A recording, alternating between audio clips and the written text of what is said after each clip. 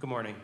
Yes, it is. First of all, I'd like to have you talk about the human experience of tears. And I'm curious about it because they come in all sorts of forms, whether people win the lottery or they go bankrupt or a baby is born or someone dies. Tears seem to be a somewhat universal expression for a wide range of emotions. Could you explain the commonality in that experience? The commonality is this. There is release every time. Release of what? Release of resistance every time. Now, there's a variable here, but usually the amount of tears is proportionate to the amount of release. So think about the examples that you offered here. Someone dies, well, that one's easy. Enormous relief or release. And if you've been close to the one who is making their transition and you've watched them struggle, suffer, struggle, suffer, struggle, suffer, and then you see in a moment that struggling, suffering stop, sometimes if you are vibrationally in alignment with who you really are enough, you can feel the ecstasy that they feel as they release into non-physical. But at a minimum, you're experiencing the relief of watching the suffering stop, you see. In moments of extreme joy, it is an abrupt focusing from something less joyful into something more joyful. As Jerry and Esther were driving from where their monster buses parked to the hotel yesterday, their car was closed up and no outside air was coming in, or very little. And Esther said to Jerry, I'm getting the vibration of orange blossoms, even though I haven't seen them, and I don't think I'm smelling them yet. But at some level, I'm beginning to smell them.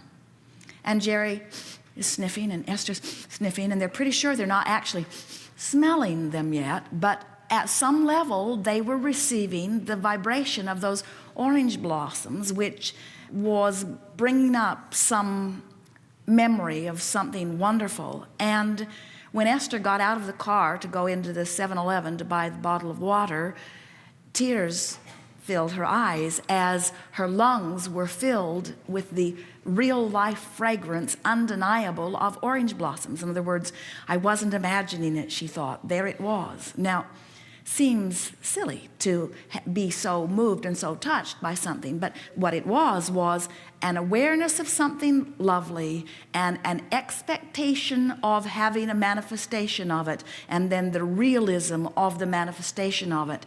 Even something like that can bring a sensitive one to tears of appreciation, which were relief from what? Now, this is what we're talking about in that relief factor, you see, and this is the reason this question is so magnificent, because it gives us an opportunity to talk about the relief factor no matter where you are along the emotional scale.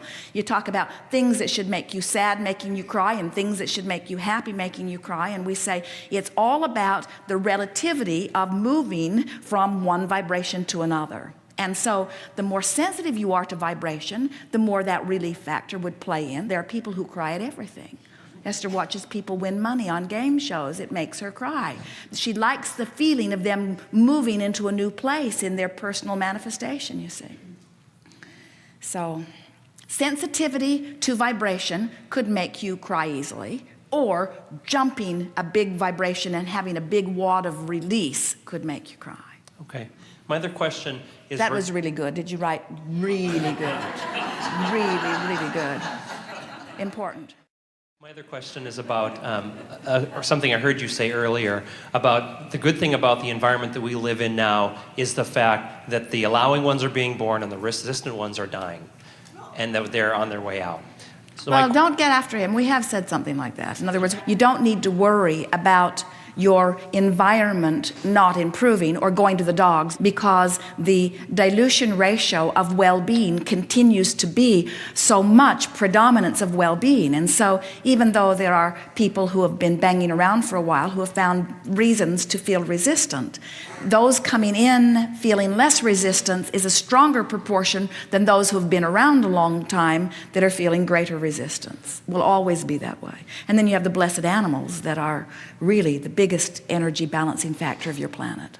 If the statement that I just said was close to correct, my question is about 3 different groups of people, and you can answer them all at once or you can answer them individually. If the resistant ones are on their way out, just so to speak, just using my words, I'm But curious. before we even go further into this question, are the resistance ones problematic in any way? Not to me, no. So why are we approaching this subject? Curiosity for myself. Because we really want to lay that basis first. In other words, there could be all kinds of people that are not allowing the energy to flow, Right. who are only creating less wonderful experiences for themselves, but they have no negative impact on anyone else, because there's no assertion anywhere in this universe. Everybody gets exactly what they are vibrationally in alignment with. We don't ever want to give anyone the impression that any of you or any of us have come forth to fix a broken world, or to clean something up, or to improve the vibratory level of the planet, because the contrast is producing desire and everything's percolating along just fine. You're just supposed to feel good, that's all. And so the thing that I'm curious about, or the groups that I'm curious about, are cranky old people, nursing homes filled with sick people, and politicians. So ask us a fuller question about each of them. Well, there seems to be, from my perspective at least, a lot of those groups of people that would seem to be so filled with resistance that seem to live awfully long lives. I mean, I've some personal experiences of people that like here's think, the thing. why aren't they just dying? You know, why are they still here? Because they have more fear of death than they do of, in other words, this is the lesser of the evils that they are opting for. And earlier we said it's the relativity between we're speaking for you, what I want and what I'm focused upon in this moment. And you just can't know what that relativity really is for anyone else. In other words, Esther's mother is about as cranky as they come these days. She has brought crankiness to an art. And Esther smiles as she watches it, because she can see how well it is working for her mother. She's found this way that she balances her energy. She's found the way that she gets the responses from the people that she wants. In other words, how often do you move through your life experience with anyone? It could be your mate, it could be someone you work with, and you see them respond to a circumstance in a way different than you would. And we just have to say to you, but you're not them, and you don't get to choose the way anybody else responds to anything, because you don't know what their intention is in this moment and what their perception of where they are relative to that intention is. In other words, you just can't get anybody else's relativity. You just can't get it. All right, now let's get back to the heart of your question. What is it? Are these cranky old people, do they feel as bad as I think they feel? Did they feel as bad as I would feel if I couldn't imagine myself living like that, so how can they stand living like that? Yes. They have different intentions, they have different relationships, they have different wanting, and here's what we really want you to hear about this. Let's take the subject of death and the horrific pain that so many people find around this subject. Astonishing to us that this natural, inevitable, glorious part of your constant, evolving, eternal beingness is something that is so abhorred by so many and feared by so many, and the cause of so much discomfort by so many.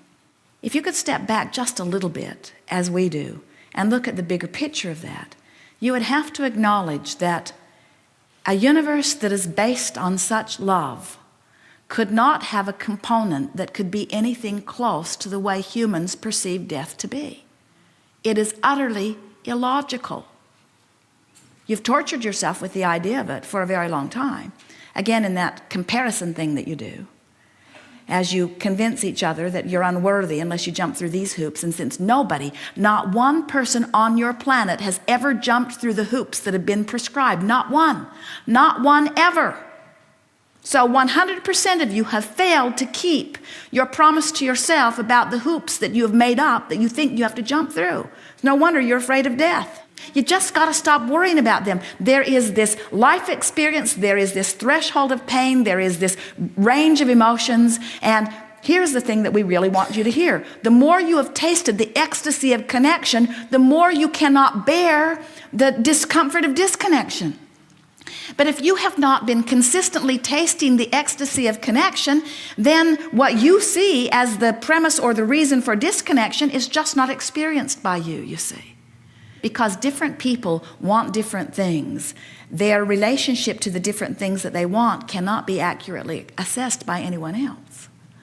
In other words, you just can't really know what anybody else is feeling about anything. When you are a counselor who primarily are moving in your own personal range of a little overwhelmment all the way up to ecstasy, in other words, that's your range of emotion, you rarely dip into anything that is denser than that, you cannot really accurately counsel someone on a true feeling level who is in despair. You can't relate, nor would we want you to.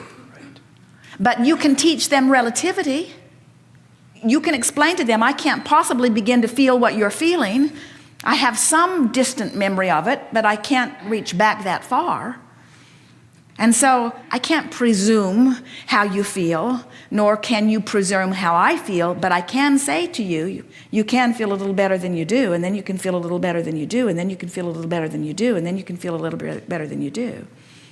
And so we want to say to you, as you're looking at a world that's not all sunshine, lollipops, and rainbows, we want to say to you, they're not suffering as much as you think they are.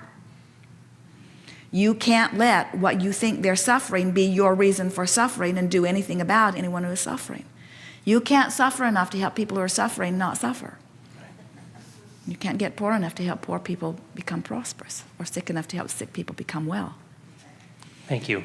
We've enjoyed this interaction. Good time for a segment of refreshment. Thank you. We are complete.